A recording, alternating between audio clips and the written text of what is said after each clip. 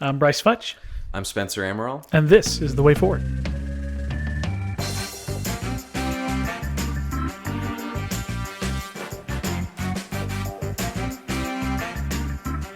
Welcome back to The Way Forward podcast. As always, I'm your host, Brice Futch, here with... I was going to have a crafty line to say about my indefatigable, that's a good word to use this week, my indefatigable co-host. Just plug in new vocabulary words. Yes, it's how I learned. I was hooked on a lot of things as a kid, but phonics was not one of them. Father Spencer Amaral, great to be back together with you again. Great to be with you, Brice. Yep, beautiful afternoon sitting here on the front porch. Amen. This week we wanted to talk about school choice and what that means and why it's good for our economy, why it's good for students, why it's good for parents, and surprisingly, why it's good for teachers. And we're going to get into that in a minute. But first, we wanted to start with kind of a broader, principled view of what education is for. Spencer, do you want to talk a little bit about the education of students and why that is a thing? And what is it for? Certainly. Well, big thing that was drilled into me at my alma mater was this vision of education. Where's your alma mater? Little school in Michigan. What's the nearest town? Is it close to Grand Rapids? Well, you mean near a city? Near city, yeah. It is located in the thriving metropolis of Hillsdale. Right, within Hillsdale County. Which is a very small. The town is 6,000 people. Yeah. It's farmland. What's the largest nearby? Jackson. Jackson? Yeah, So, and then you can go Fort Wayne if you go into Indiana. Jackson is Michigan or Jackson's Indiana? Jackson's Michigan. Okay. Yeah. Because the joke about Harvard is if you talk to somebody who went to Harvard and they're kind of coy about it, which is fewer and fewer people. Most people are very wear that on their sleeve, but they'll say, "Oh, it's a small school just outside of Boston," and it's not Tufts. So I say just outside of Jackson. Yes, it's a small college in Michigan, just outside. Just outside Detroit. Yeah. So, except the Hillsdalian would say Detroit. Yeah, the vision that I was kind of steeped in there was this view of education as an intrinsic good because of the role it plays in freeing the human mind to live the fullest expression of the human life. Now, of course, as a Christian, I don't want to overemphasize rationalism and intellectuality as like the defining pieces of the human existence. They're critical pieces, however, and so the nuance at Hillsdale is this idea that it's key to human beings being liberated from ignorance, right? So if you view, there's a lot of classic symbolism in like the lamp of education, the lamp of understanding and wisdom. It's the oil lamp. If you look at shields and heraldry and crests and stuff, there'll be this oil lamp and there's a flame there. And that's a symbol of wisdom because there's a light that casts out the darkness. And wherever that light is present, truth is applied, darkness, both in the sense of just ignorance, but also in the sense of injustice, are cast out, pushed back a little further. And human beings are free to live the good life, to walk in truth, goodness, and beauty, and all that good stuff. And it's interesting, too, because it's wisdom, not knowledge, right? Knowledge is not wisdom. They're not the same. Well, they ought to go together. They do. I think wisdom requires knowledge, but you can have much knowledge with no wisdom. At which point the knowledge is meaningless. Yes, absolutely. Right? Yeah. So wisdom is really the goal. And then you don't need 4 degrees to have wisdom at all. Right. There's many a grandmother out there with far more wisdom than these guys with a long list of degrees behind their name. I totally agree with what you're saying. I think wisdom is one of those things that's inherent. Like, you know it when you see it. And knowledge, Scripture says, knowledge puffs up. And I think we have a lot of folks in academia today that are very knowledgeable, but may not necessarily be very wise. And I think that's true across a lot of sectors with people who have specific knowledge about, especially within government, whether it's policy or in academia, but they don't have any kind of real world experience to back up that policy knowledge. And they have an arrogance that comes with, well, I know all of the facts, therefore I'm smarter than you and you should listen to me, as opposed to keeping decision-making closer to home of, I understand my family's needs, I understand the basics of this policy that you're talking about, and this is not a good policy for my family. So I think there was also, we were talking about it a little bit before the show, kind of a shift in education from looking to develop the mind of the individual, the child, and prepare them for a life in the world, right? So we are inheritors of what Mortimer Adler calls the great conversation of the Western world, right? There have been, Yeah, I love that. Yeah, and we as a society today don't know how to engage with that conversation because our education has dropped so dramatically, right? Back in the 1950s, Adler put together the great books of Western civilization while he was at University of Chicago, because there was a large number of leaders within academia who said, we are not educating well anymore. We are basically only preparing people for the job, for the workforce, and we're not giving them a broad base of understanding that they need to be able to be good citizens and exercise their responsibility to vote appropriately, right? Yeah. Because whether you're make a minimum wage at McDonald's or you're running a Fortune 50 company, if you don't understand kind of the values proposition that the United States brings to the table, and you don't understand the great conversation that we are in with our forefathers, then you're not going to be someone who exercises their rights well. You're not going to be someone who understands, oh, we should vote for this person, or we should vote for this policy, or we should vote against this person or against this policy because of the unintended consequences of their actions. Yeah, well, that whole concept you just touched on, the idea of using your rights well, is an idea that seems to have faded from the public conversation. We would much rather fall back on a generic sense of, well, as long as someone consented to this thing, that makes it a morally good action. Right. And obviously that's not true. The great quandary, the paradox of human life and existence and human nature is that we constantly end up doing the thing that we know we shouldn't do, the thing that we don't want to do, the thing that is clearly self-destructive. Mm-hmm. Why is that the case? And then there's a whole bunch, to dig into there with human anthropology. But there's a prayer in our prayer book for education, for schools, colleges, and universities. And I think it sheds a good light on the way we ought to look at education as a whole.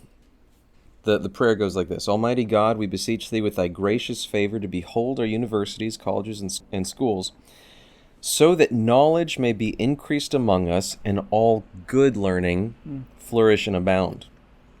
Bless all who teach, and all who learn, and grant that in humility of heart they may ever look unto thee, who art the fountain of all wisdom.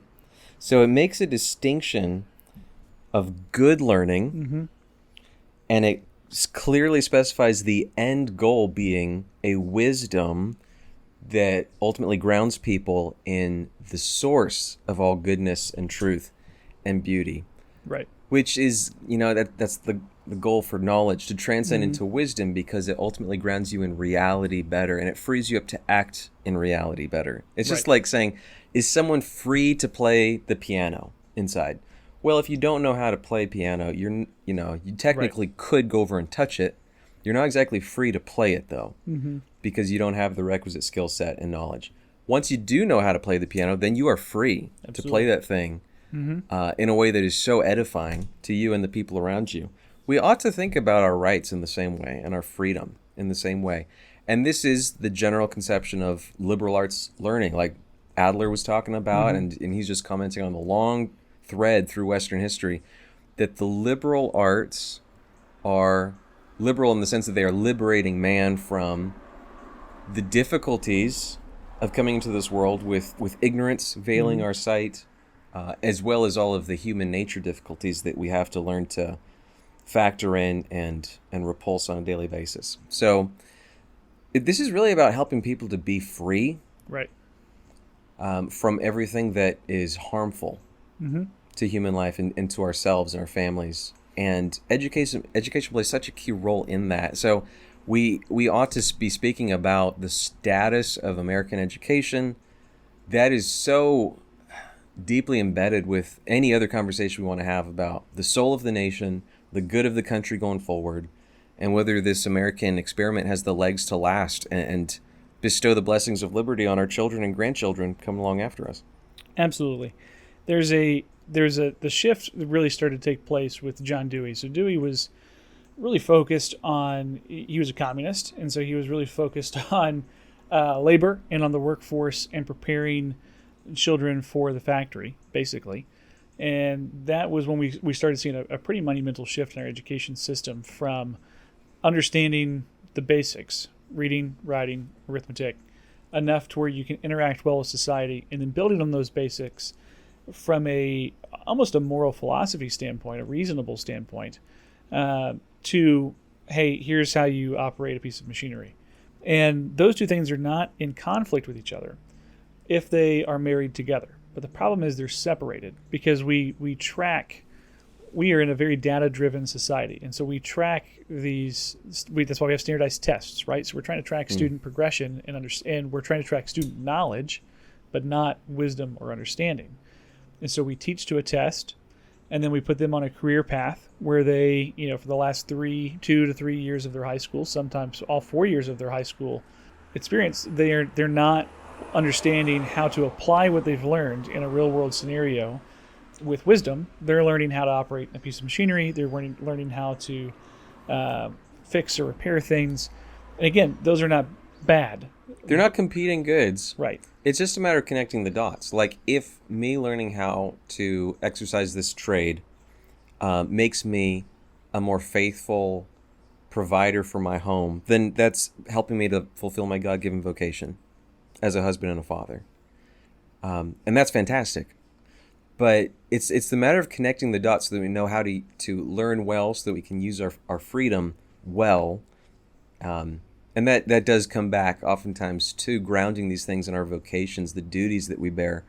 Because the minute the skill set is merely a stepping stone to money, and the money is merely a means to me pursuing whatever self-gratifying endeavors I want to pursue, it can open the door to the conversation going in such a bad direction. Like, do we enjoy free markets? Absolutely. They're fantastic. What's the difficulty is that if this is merely about creating a marketplace that satisfies every given demand, well, we better have the wisdom to discern between the things we ought to demand and the things that the marketplace ought to supply, or else we're going to end up living in a hell of our own creation. Yes, absolutely. I think too we've shifted as a society in what we value, right? And we don't, because we lack wisdom, we value the wrong things, and we have to reclaim the idea that the great, for example, the great books, that the Western civilization is not just for some Ivy League educated person who sits around and reads all day. Like Adler, in his intro to the classics, argues that the classics are for everybody. Anybody can sit down and engage with them and read them and understand them, and everybody can see the trends. Like, it's not that it's written on some extremely high level. It's accessible to anyone and everyone who wants it. And I think too, from a great power standpoint, the United States is a world power, but we don't understand how to be a world power yet. We don't understand our role in society, and this lack of understanding is really what led to our downfall in Afghanistan and in Iraq, because we went in and said, well, these folks, we believe that the baseline for everyone is they desire democracy and that they desire freedom, and that just isn't true. If you go into these countries that have had totalitarian rule for generations, they're not, just because you come in and take out the current administration doesn't mean that they're going to say, oh great, we're now free to vote for anybody we like. Like, is so culturally and educationally ingrained in them that this is how society functions, that they don't want anything else. And we ignored our 200 and something years worth of history of pre-1776 that brought us to that point where we said, okay, we understand the human being, we understand human nature, we know that man is fallen and man is power hungry, and so we're going to create a society that takes advantage of the worst of those things and pits it against each other so that the good will rise to the top. Which is uniquely American, right? We're the first to have a constitution. Some would argue Magna Carta. Magna Carta obviously paved the way, but Our U.S. Constitution was the first document that really had the right. It was government was by consent of the governed, right? It was not positive rights. It wasn't saying here's what the people can do. It was saying here's what the government has to stay out of, right? It's very much based off of natural rights, humans being endowed by their creator with these rights. They're pre-government, they're outside of government, where we're going to restrain the overreach of the government so that freedom will flourish. And so because of we don't have that education, we're losing a lot of that stuff, right? We're wanting to just discard the electoral college. We've already made the Senate a direct election body, which we've talked about why those two things are bad, right? Yeah. So we've lost all that. So let's talk about how do we fix these things? What is kind of the way forward? Well, can I just say, I love that you brought up Magna Carta. And I think that maybe in our Americanness, we want to point out how different we are from everything else. But I think there's actually a really important connection to be drawn, and it's a really good sign that we're building upon the best thread of history. Right. And you can see these things, especially in the English tradition. Yeah, British common law is foundational to us. And we develop that and we build upon it in beautiful ways. But of course, the American founders are very clear. This is only going to work here because this happens to be a deeply moral and religious society. Right. And any free society has to be that. Or else you run into different problems. Because, like you said, if you simply free people up, it's a wonderful thing to hand people liberty. But at the same time, if it's like, you got a dog and you just let him off the leash, well, then a number of things could happen at that point. And just, what direction is the dog going to go in? And then that largely depends on how well the dog is trained and how well he's been raised and how much trauma he experienced before then and whatnot. The same thing it applies to people. When you simply allow people to do whatever they want, what is revealed is what people love the most, which is why in the classical tradition, education was always seen, like even by Aristotle, as the process of forming the right loves within the human heart so that we know the things that are actually best in the world and worth pursuing. And it's a painful process. No kid loves going to school every day of their life. So it's a painful process, a laborious process. But do we really see that it's worth it? And it's worth it if you are genuinely pursuing the very best things of the human experience, the things that are truly good and beautiful. And so if ultimately the learning process is oriented towards a deep wisdom and a rootedness in the truths, with a capital T, of God, then the whole thing is inherently meaningful and redemptive. Absolutely. So you got to form the loves. That's a tricky process. Mortimer Adler, and everything that he's talking about is, one way to do this is just expose people to the very best parts of the grand historic conversation that's been going on in our civilization for a long, long time. Because people have been asking the same questions for a long time, and there's a lot of really smart people behind us who caught glimpses of the light here and there. We're really stuck in that generational snobbery, right? That we are the most enlightened and smart and intellectual of any person throughout human history, and that's just not the case. And if we take that perspective, then all of history is useless because people were idiots, and all of that knowledge should be discarded. And that wisdom is forsaken, as opposed to saying, let's build on that knowledge and then use it to apply to our life. And what is the point of our education system going to be? Is it going to be exposing our young people to the very best parts of the human conversation, or is it going to be merely preparing them for a life in a factory? Right. Yeah, and there's nothing wrong with a life in a factory. There's nothing wrong with blue-collar work. I have a blue-collar job. Well, you can have both, right? You can prepare them for all the skills and all the work-related stuff that they need to have, because people do need to eventually sustain their families. Right. And themselves. But why would you do that in a way that's disconnected from the deepest parts of their humanity? So my point is, it could be a deeply humanizing process that elevates people in their humanity, or it could be a dehumanizing process. Yeah. We also, I think one of the things that when we're looking at education throughout history, we look back and we hear of people that are going to some of the great institutions at, 15, 16 years old. And we're tempted to think, oh, that person's a genius. Or times have changed. One in a million. Yeah, right. But really, a lot of that, it comes down to teacher to Formation. student, formation, What they were exposed to. teacher to student ratios. How much time did this person actually spend in each grade that they were in? Because our grade system really is kind of arbitrary, right? We try to pick a pace that we feel like most kids can keep up with. We still end up leaving, millions of children behind, millions of children behind with their reading, with their comprehension, with their spelling, and we don't have a good way to pick that ball back up and run with it. And so let's talk about some of the biggest flaws in our current education system, right? One of them is broken homes. So we have students that are getting structure only at school, and they don't have structure at home. So the parents aren't really involved, and so the teachers are being asked not only to teach the curriculum, but also to parent, to try and correct and control and corral these students that have a lot of trouble and that don't understand the need for them to be there. They don't see the benefit in their education, and so they don't participate, or they actively they actively interrupt and all that. And then you have technology. Technology has killed our ability to focus. Our screen time keeps us limited to about a 10-minute window where we can actually pay attention and learn something. Yeah. Which seriously hinders learning in the classroom. It's overdosing everyone all the time with dopamine. Yes. And that shortens attention spans. Yeah, and 10 minutes is a long attention span today. I mean, a lot of students are stuck in that 1 minute, 2 minute window because they're just sitting on their phone and they're scrolling.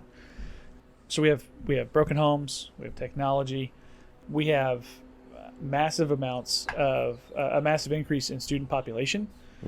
We have a much heavier burden on parents. A much heavier burden on teachers than we did in the past, where teachers are now trying to corral 40 or 50 students as opposed to 10, 20, 30 students. 30 students is still a huge handful. So we have overworked teachers. We have parents that are not engaged. We have technology that's stealing attention spans from kids. So how do we kind of turn the corner and fix that? And we believe that is education freedom. That is the ability for you to send your child to the school that you believe is best for them through a school choice program or a voucher program of some kind. These programs take a bunch of different forms. There's not one form that's better than another.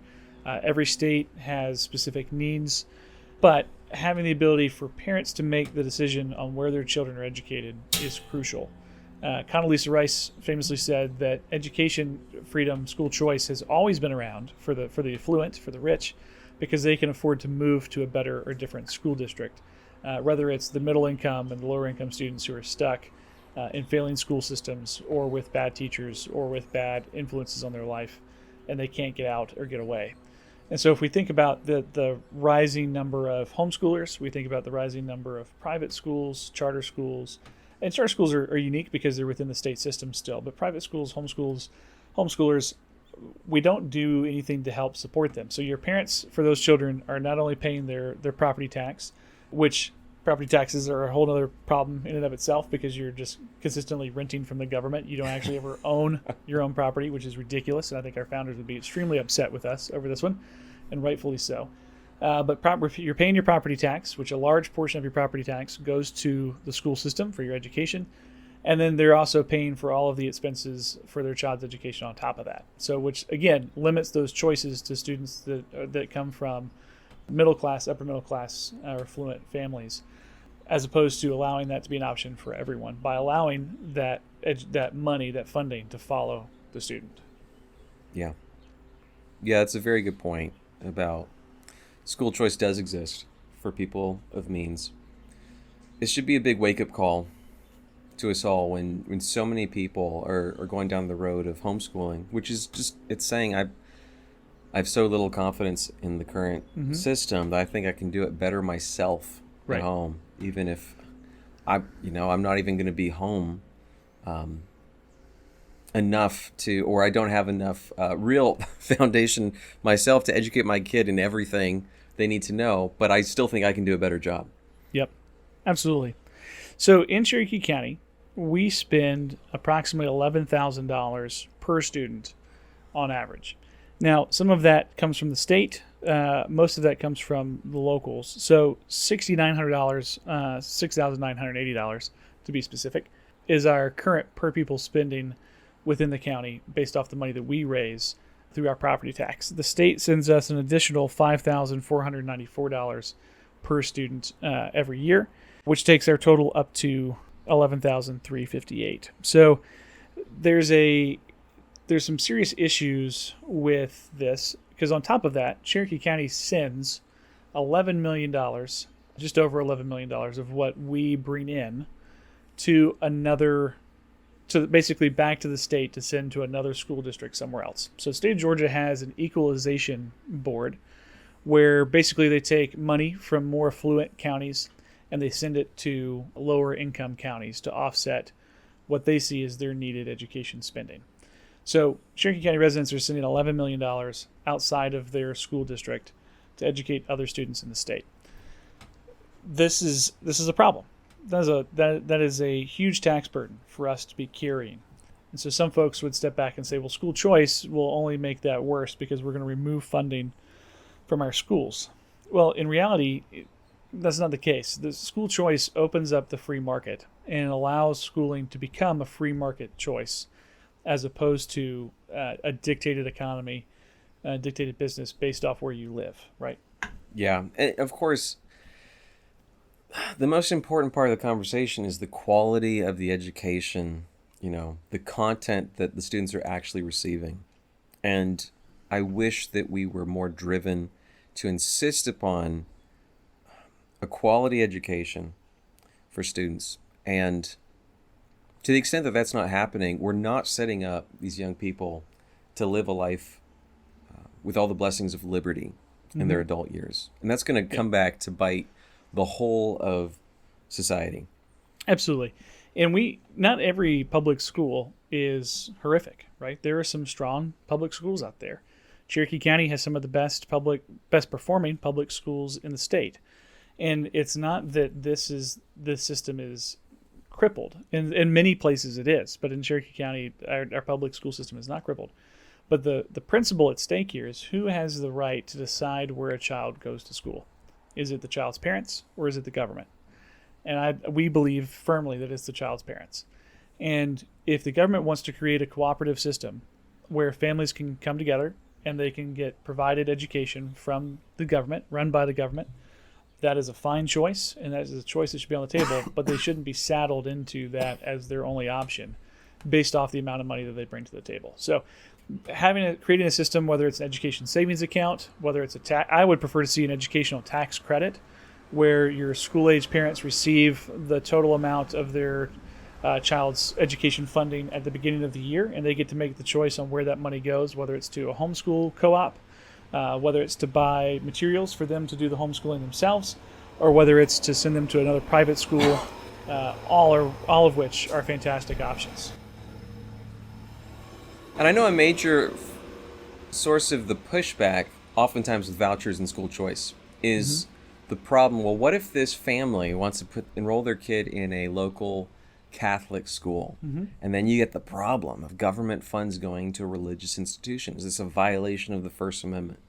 I would argue no.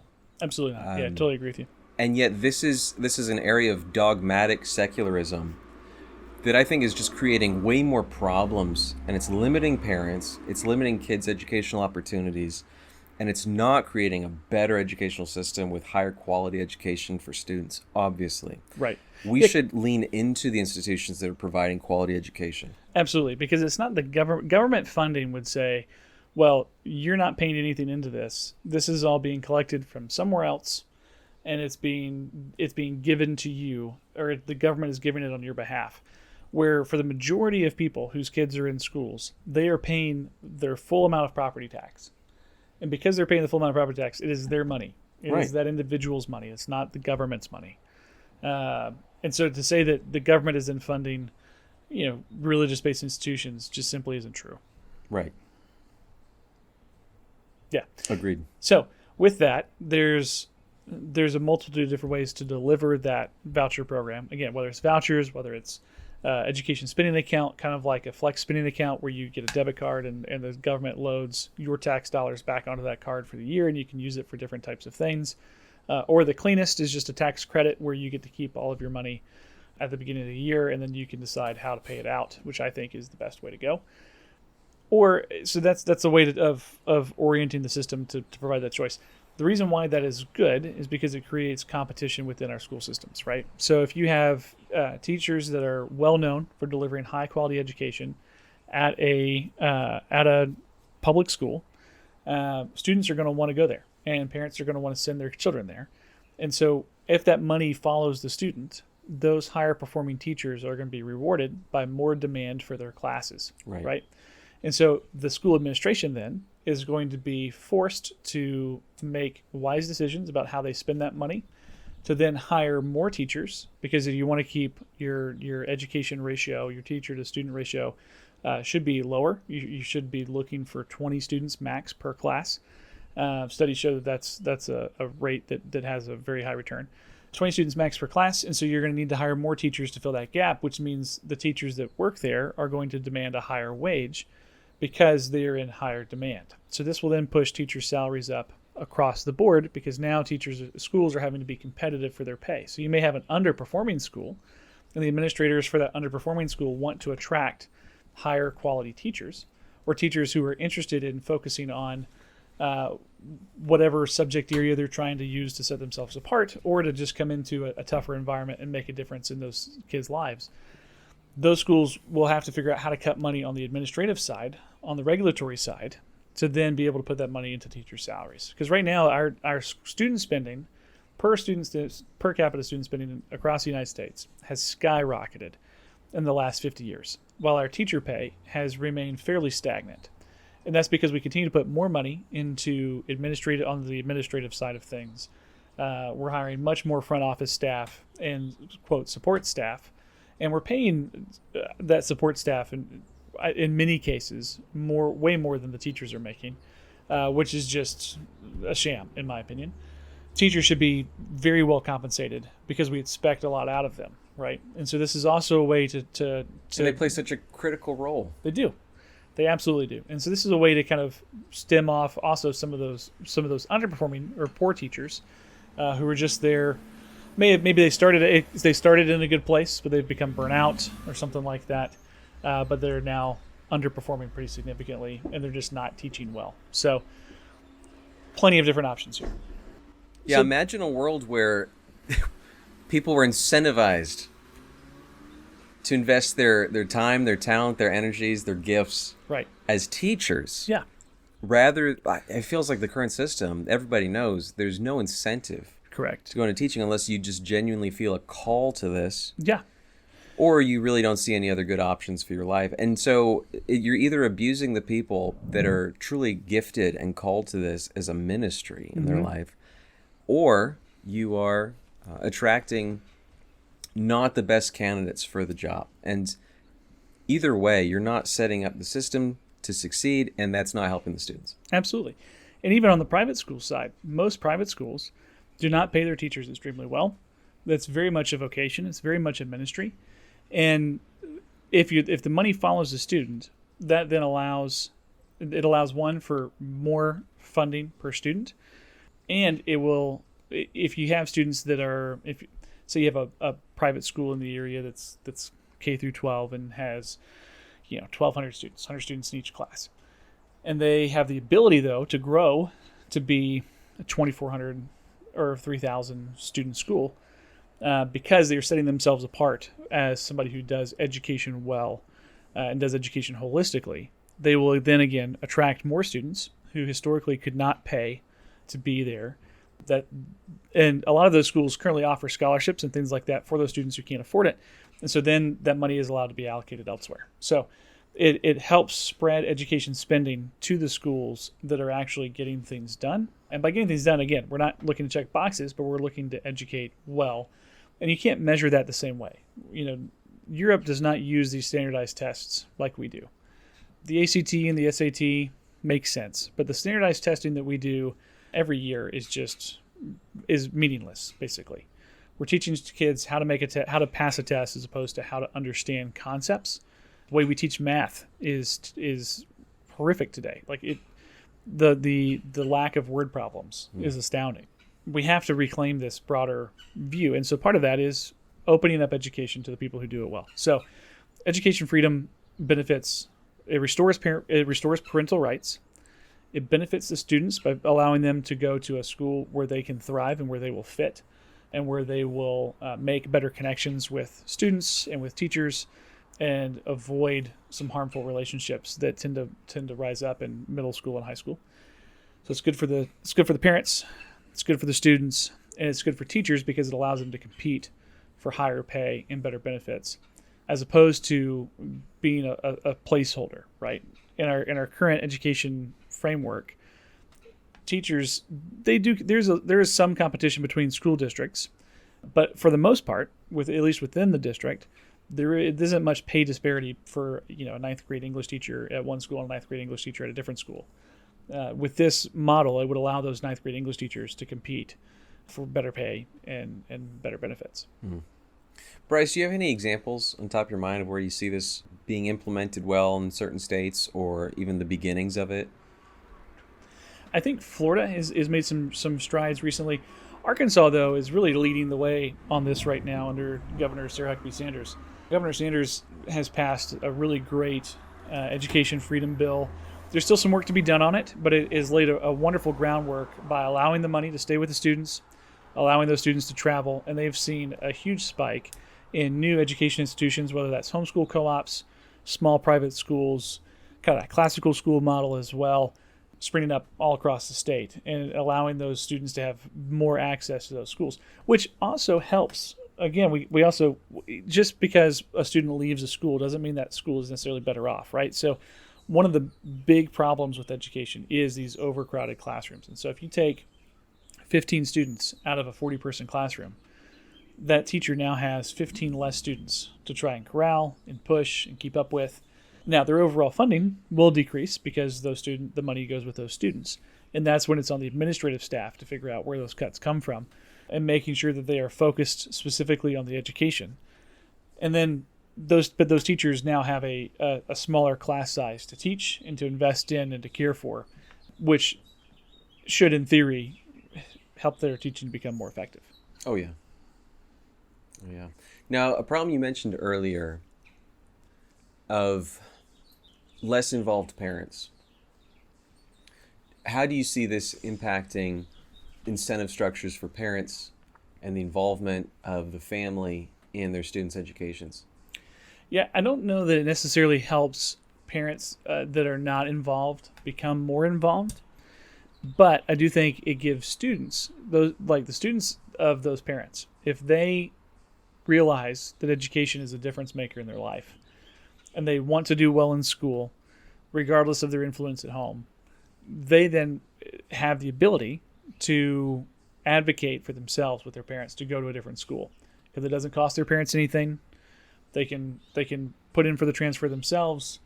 Parents just have to sign off on it. It requires nothing more of the parents. So it allows the students, if they are in those situations, to take more responsibility for themselves and be able to access that stuff that they wouldn't otherwise be able to access. I do think it will. I think some parents that are a little more hands-off, if they're given the choice where they didn't have a choice before, will engage a little deeper. But I don't think it's going to be an across-the-board spike in engagement.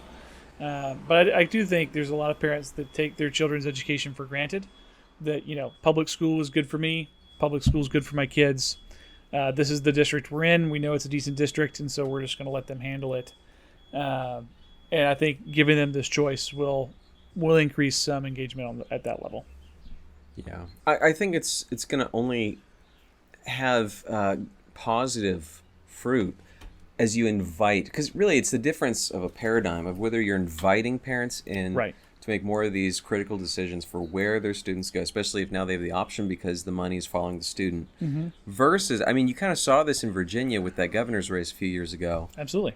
Education was a critical piece of it, and the core question was whether students and their parents had the right to dictate more of the students' educational process, or whether this was something that parents needed to butt out of. Yeah.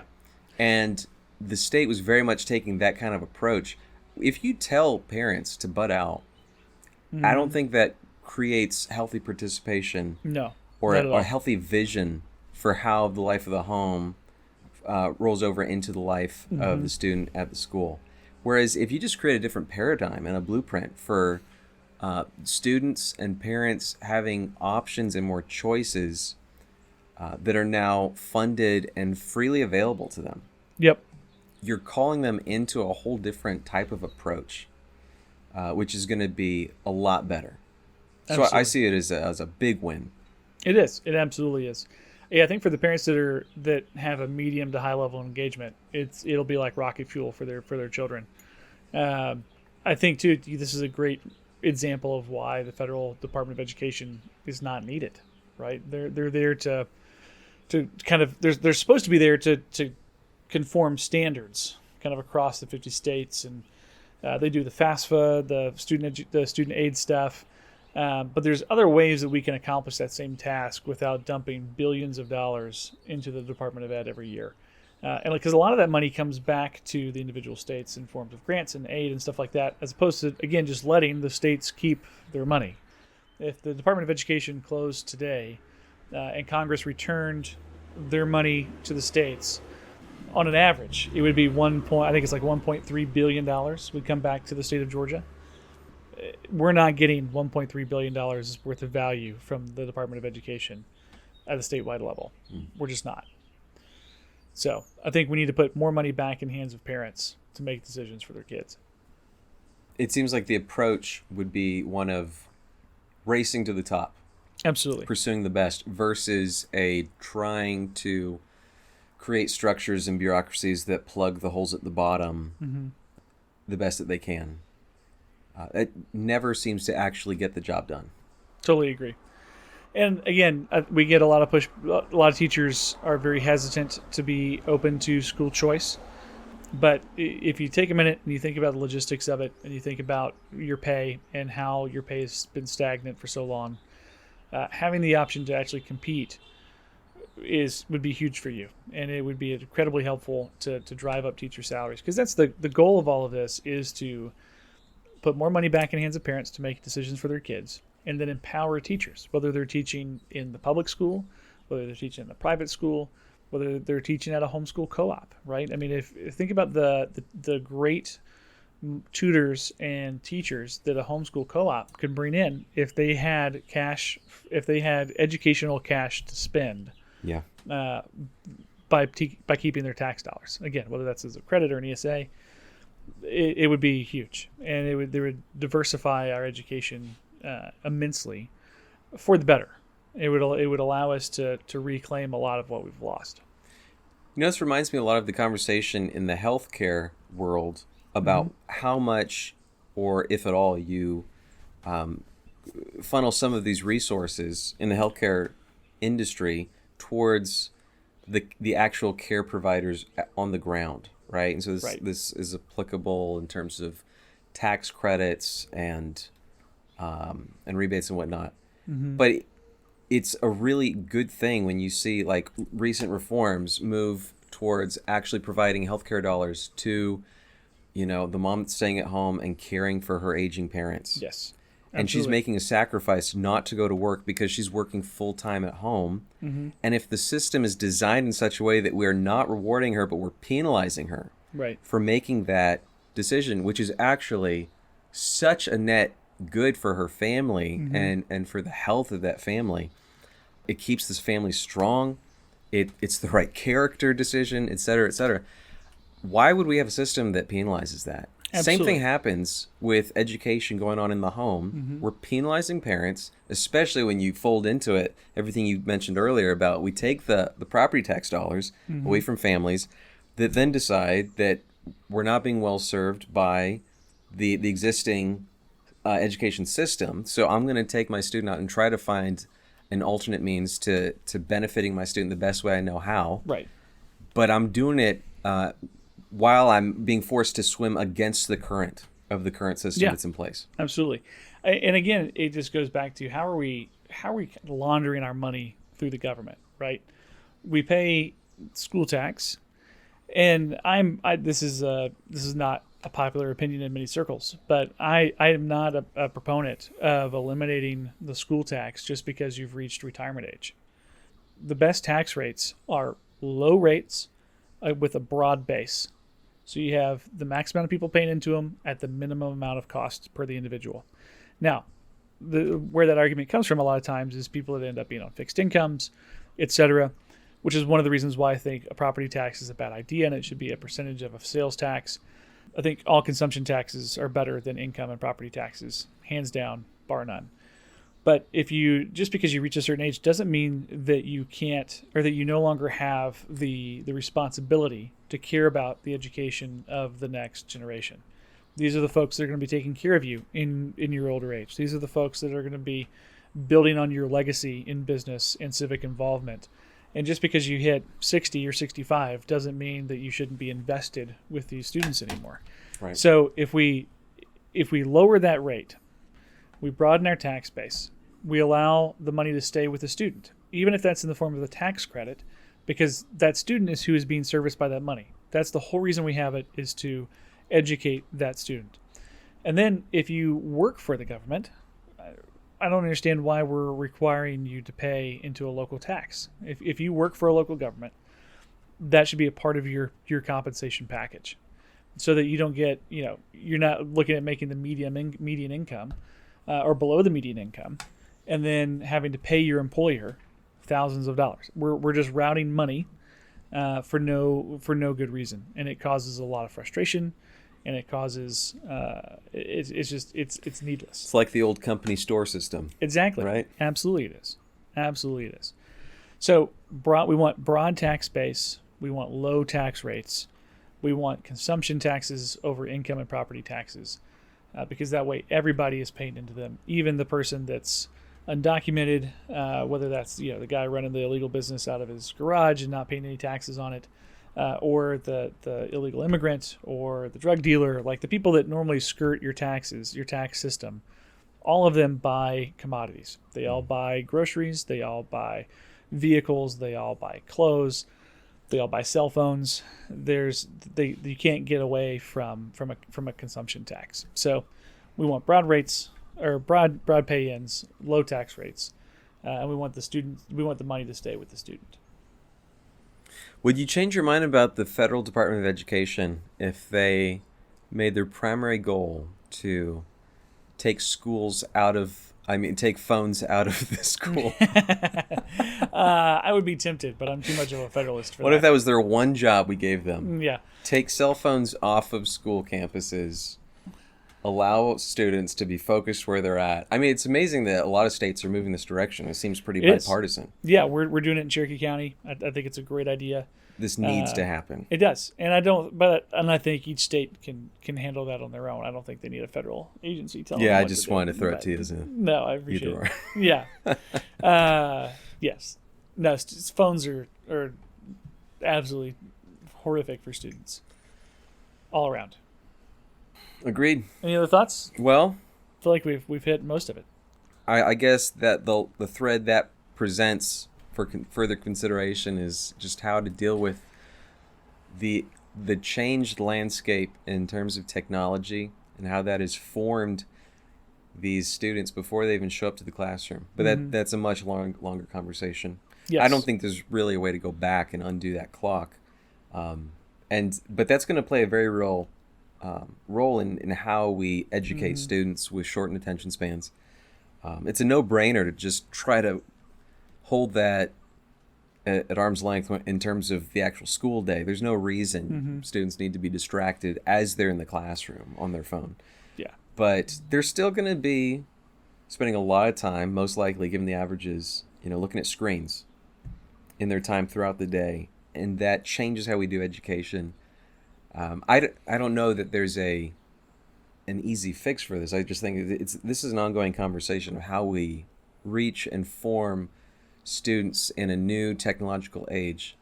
It's a difficulty to be overcome. It needs to be addressed. Yeah. It makes the teachers' jobs more difficult, I think. Yeah, it absolutely does. Yeah, I think this has been a really good conversation. I feel like we've won a lot of friends today.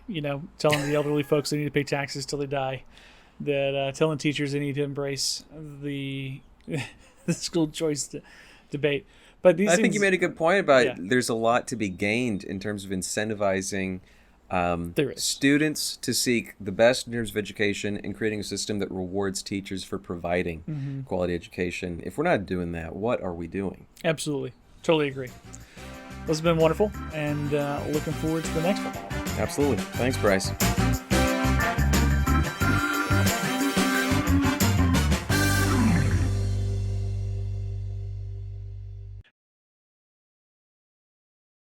As always, we're very thankful for you, the listener. We're thankful for our sponsor, Stand for Georgia Values. You can find out more about them at gavalues.org. They actually have an event coming up. Should be a link to RSVP in the show notes. They're going to be hosting a launch event for their pack on November 7th up in Waleska. It's a don't it's a you can't miss event. Can't miss event. It's going to be a wonderful time of fellowship and meeting like-minded individuals and liberty-minded folks and charting a path for the next couple of years, charting the way forward, if you will, for the next couple of years post-election season. So hope you'll join them there. Thank you for joining us here, and we'll talk to you soon.